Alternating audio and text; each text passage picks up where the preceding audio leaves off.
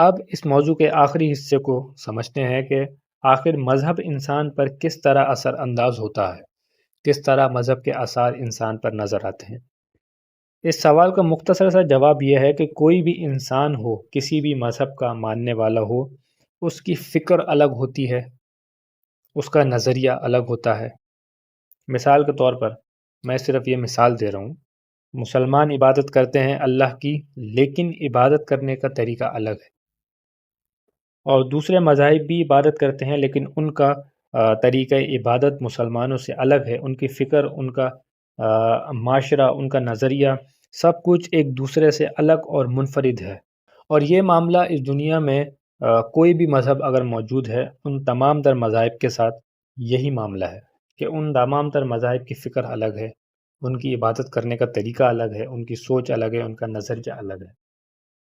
یہ بالکل کامنلی جواب تھے جو میں نے آپ کی خدمت میں پیش کیے